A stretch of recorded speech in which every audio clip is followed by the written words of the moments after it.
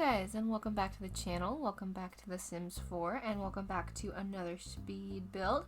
We're doing one of those tiny apartments. You know, I built a bunch of them on the penthouse lot. We've been kind of working our way through them because I wanted some like tiny squished apartments to do some fun stuff with. We're doing one of those, and we're doing one in kind of a style I'm not super used to doing. We're doing sort of a more masculine vibe, a more minimalist vibe. We're thinking like darker tones, maybe like harder materials, a little more minimalist, kind of leaning academic a little bit. And this apartment I started working on right after Businesses and Hobbies came out, and I was very fortunate to be able to afford to get Businesses and Hobbies. So I do use some of the new stuff in here, and I think it works really well. Not a ton of it, admittedly, but like the bookshelves and some things. There are some really cute pieces in that new pack, and I'm very excited to continue using with them more. I've been really intimidated for some reason around the concept of building a small business in a home lot, though, which is kind of funny. So you're gonna see a lot of those pieces used in here, and I'm still working up the nerves to get an actual lot from the pack build. But here, like these bookshelves, for example, that you're gonna end up seeing me use, those are from Businesses and Hobbies, and they're really cute. They're actually meant to be, you can tell they're kind of stylized more to be like in a bookstore or like a cafe. There's a lot of faced books and maybe some that look like duplicates. We're going to kind of ignore that just because I think they're a really good size. I love that there's multiple versions of them. I loved the colors. So we're just going to pretend that it's someone who like really curated the bookshelf, which isn't totally uncommon because my brother just put in wall to ceiling bookshelves on one of his walls. He's building kind of like a library space in his space, and he's currently like facing his books and figuring things out, and it's turning out quite lovely. It's very nerdy. It's adorable, you guys. He has like, and I say adorable meaning like I'm a little bit jealous because like it's the perfect amount of nerdy. He has like Lego on there and a scale replica of one of the ships from Borderlands and like a couple of board games on there, some D&D books. He also has like some cool steins and things.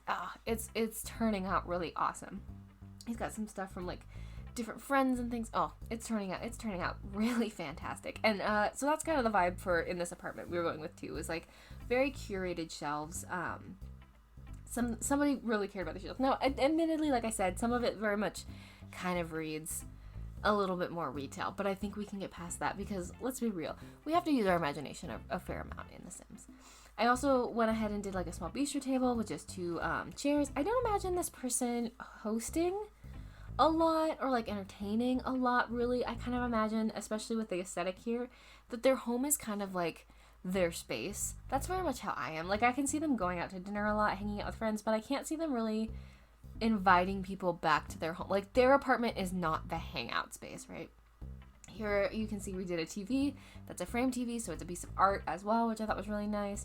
We're using a lot of Life and Death pack in this because it has some really good colors. And this chair I always think is so cool because it looks like an old theater chair, like from movie theater, and I just think it's such a fun like sort of eclectic vibe. And you can really dress it up like we did here, make it very like sort of stately, like a impact piece in the room, or you can make it really fun and cutesy, like someone pulled it off the side of the road, which I think is maybe their intention with it, but here I tried to use that as a statement piece and I really liked it. Also using a little bit of the Casanova Cave here with this couch. I've been wanting to use more of that pack because I feel like that pack and the Bella Goth pack that I can't remember the name of that came out around the same time, those poor packs kind of got ignored because I was really excited to build with them, and then I ended up not having a lot of time to build with them, and then all of a sudden we were on to other things. And so I've really been trying to embrace them more. They have some beautiful pieces. I really want to build something with Bella's pack especially because I feel like her pieces are very much not my normal style, and I would love to push myself towards that style a little bit. I think if I ever get around to building that 1920s celebrity mansion that I've been dreaming about for like months, that pack will fit really nicely. But she also has really cool bookshelves. One of her bookshelves is a door, and I think that's fantastical. I think that's so magical. I love it. So here we're just kind of putting some plants and things. I'm imagining, like I said, this person is very methodical about their space, so of course they can have plants because they actually remember to water them. Although I will say, in my adult life, I have a much better track record with plants than as a child, which I think is pretty standard. I did the same thing, or I've done this before, I should say. I shouldn't compare to a specific build. I put a little, what's the word I'm looking for, stool on the counter there on the side. To be, you could totally, your son could totally eat there on the end of the cabinet, But I stuck it there specifically to be like an office space because there's not really an office space in this apartment. There's not really room for it with the way we laid it out to be able to have a curated living space and dining space and kitchen. You just have to steal one of your little counters here to sit at, and I think that's fine. That's honestly something I would consider doing in an apartment like this if I didn't work from home. Working from home, like spending 10 plus hours a day at my computer, I feel like I need a dedicated space. But if I didn't work from home and I didn't do YouTube, I could see myself like laptop sat at a counter. That would work. And in fact, even in my house currently, we have a peninsula where I thought to myself, you know, if this had a seat here, I would come sit and work here occasionally, you know, like while I'm waiting for my food to cook or something. I maybe wouldn't need to BRB to cook food or whatever. And if that sounds weird to you, it's just because I'm really bad at taking a lunch break. Don't judge me. Here we put some really cool paneling on the wall. I really think that brought it together. That sort of solidified the vibes. And it's funny because I'm generally not a paneling person. I'm generally very anti-paneling because paneling can be really cool. Shiplap is really pretty, but I feel like shiplap can be really overdone and it can be done really cheaply. And I have such a deep disdain for like 70s wall, like wood slats, you know? I have a ton of it in my house, and everyone in my house loves it. That's fine. I've actually grown to not hate it. I just think it's very dark. But in this particular room, we wanted it to be that way, and I don't think this dates it at all. I think this is a businesses and hobbies wallpaper, and I think it actually really kind of pulls the room together, makes it very stately. Again, it kind of pulls that off. The rugs in this place nearly killed me. I struggled so hard with rugs. You're about to see me struggle with rugs, I believe. Or maybe this was one of the easy ones, but I'm pretty sure the only easy one we had was that beautiful linen rug. The green under the more rust-colored couch, and even with the red chair, I was really worried it was going to read Christmas, but it just reads warm and cozy, and it ties in those tiles from the kitchen. It's funny because I've been wanting to do more galley-style kitchens, and this kitchen kind of came together on its own, and I really love it, but that is a huge amount of countertop space. Like, can you imagine, in this small of a place, this feels like a chef's tiny apartment, right? Like, a brand new chef in the city or something, because that is an insane kitchen. And with the bar stool on the end of the counter there, they could be writing up their recipes right there. It's a magical kitchen for the size of the apartment. Like, truly, truly. And everything fits in there. And gosh, those windows, oh, I bet that view is just glorious. Now, if you were to play in this, there is only windows, but there is a 1 tile wide balcony. I chose not to do anything with that because I was trying to match the aesthetic of the building.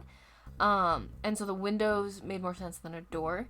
But if you wanted to, you could replace one of the windows with a door and have a 1 tile wide, 1 by like 8, I think, balcony. In this apartment, which would be a really cool feature. I think it might be the only apartment in the place that would have a balcony, but if you're playing there and you want it, it's there for you. You could put little plant pots or something out there, which might be kind of nice. Or maybe like, which pack is it? Is it Eco Lifestyle? Has the like wall hanging planters maybe? Where you can grow things. Can you only grow meat in those? I don't know. Oh, it's 2 tiles wide. I will say, though, you would have to do something because it does extend into the other apartments thing. And that would weird me out so bad if someone else's balcony was, like, in front of my windows. I'd feel like I could never do anything in my apartment. I'd have to have the windows closed all the time. And that would, like, stress me out hardcore. Here we're trying to figure out a light. And this is where the size of the apartments kind of bit me again. They are not short wall height. Again, because I was trying to match the outside building. For reasons that, like, current me doesn't fully understand, but past me felt very passionate about. So, alas, we have, like, I think they're mid-size walls, which makes lighting a little bit hard. We did some undermount lighting here, and I really think it plays into that, like, chef's kitchen vibe. I really like this kitchen. It's dark. It's not my usual style. I'm usually very light and bright. Although I say that, I feel like I do light and bright a lot. And then I look sometimes at, like, the YouTube videos, the builds that actually make it to YouTube, and I'm like, you know, a lot of the light and bright videos don't make it to YouTube. I think I'm really worried about, like, repeating myself constantly, and I sort of get into these ruts, and then I panic. I don't know if I should worry about that, to be honest, but I've been doing a lot of dark stuff lately, and I want to say I've been enjoying it. It's been kind of fun to, like, build, like, this apartment. This is never how I would style an apartment for me personally, or even for anyone I know, but it's been kind of fun to, like, try to figure that out, like, think about, like, a client, or think about, like, an aesthetic, and try to build to that. It's really fun to get out of your comfort zone, and I highly advise you. You know what else is really fun to do? And this apartment is a little bit of proof of that, although I didn't actually build this with anyone specific in mind. This apartment would fit my brother really well. This apartment, I think, honestly, this still might be really too cluttered for him. He's very minimalist, but this apartment kind of has his vibes. If you are struggling with inspiration on just building, you don't have a sim in mind or something like that, build for a family member or a friend. Like if you have a friend with like a really fun style or a really interesting vibe, build what you think they would like with The Sims. They never have to see it. That's the trick, you know.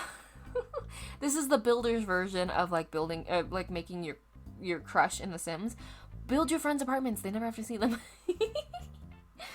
Oh, and I got to use this painting set. I don't use it very much anymore, but I love this set. When it first came out, it was in every home. And it is really nice to have those little 4 sets and things like that. Those little like paintings that all go together. I really love the ones, I think they're from Tiny Living, where it's like the leaves and the teacups.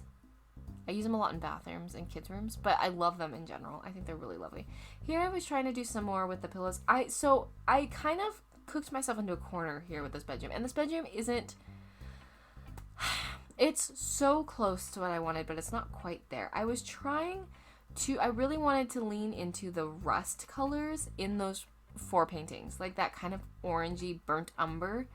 And I couldn't find it. I was struggling so hard. And I think the problem looking back is that I was trying really hard to find it in the red tones. I think I maybe would have had more luck if I was leaning more orange, but a lot of the swatches look really like neon orange in the swatch guide, and so I tend to forget about them. I think if I had hunted in the oranges more, I might have found something. So this room is a little bit more bright and a little bit crazier than I like wanted it to be. I don't think it looks bad, but I really wanted to lean into like that black and burnt umber vibe, and I ended up kind of with the black and red vibe, which in real life is also not what you want for a bedroom, because red is invigorating and will make it very hard to sleep. That's why you don't paint nurseries red or kids' rooms red or your own bedroom red. But once I was there, I just sort of leaned into it. I was like, yeah, we can get a red paint pot and things like that. And a bunch of plants in here because, I don't really know why. It's the room with the least amount of windows, and I was like, let's put plants here. Ours is not to question why. Ours is just to do and die. She says better on build. And I did put just a singular dresser in here. Again, this guy seems really minimalist, but I did put some stuff on top because I did imagine he was probably a shoe guy. And I was imagining this was his way of like storing maybe shoes, or maybe he's like a watch guy and like stores watches. I don't know. I just thought a little bit of clutter on top to show he's like, a human person or a sim person, who has stuff and things. Might be kind of nice. And then I put a candle up there just because I wanted more light in the room. I wanted more diffused light in the room. Would that candle be a pain in the rear to light? Yes. Would you light it all the time? Probably not. But is it nice to have in the room? Yes, I think so. Little journal, little glasses, some books on the nightstands. Again, pretty minimal, trying to not do my usual thing and clutter it to oblivion. And then I was like looking at that rug, and that rug would have been really good if it wasn't for the reds. And I just like... And then it turned into a lot of pattern, and I'm trying to be minimal. This bedroom was like a lot. Though the main space came together, and I was like, chef's kiss. This is so perfect. This is almost perfectly what I had in my head. And then we got to the bedroom, and I was like, oh no. Which is often how it goes with The Sims.